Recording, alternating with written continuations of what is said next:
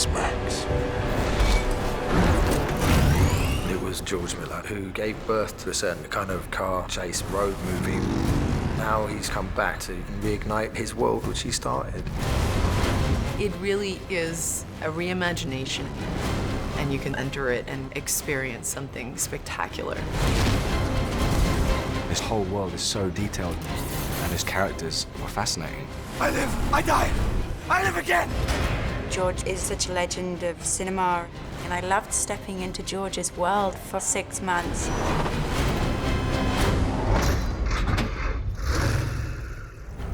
About 12 years ago, I was on a long flight between Los Angeles and Sydney, and the movie Fury Road came unbidden and played in my head. Here we go! And by the time I landed, I told my colleagues, I think I've got another Mad Max movie. It was an opportunity to use the new technologies and yet still do real people and vehicles in chaos.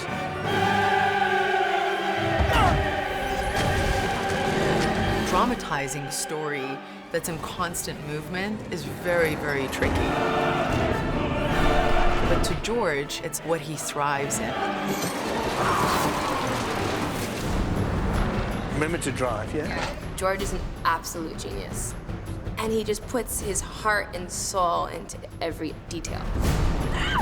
I've been working with George for about 35 years, and I've never seen George back away from what he has to do. He never takes the easy way through. Oh, reaching up and George will ask you to do things which may seem insane, and then they will turn into something really wonderful.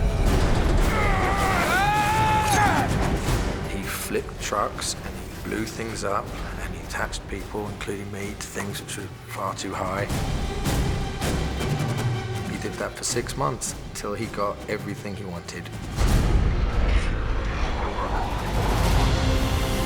George kind of created a world that will satisfy his fans, but also a generation who might not know those movies.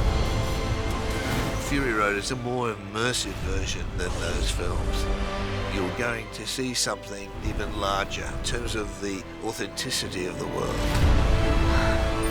George has spent a lot of time working out everything in the Mad Max world. I think people are going to go berserk when they actually get a full glimpse of the rest of the thing. You're not really in a movie. You're in George's head.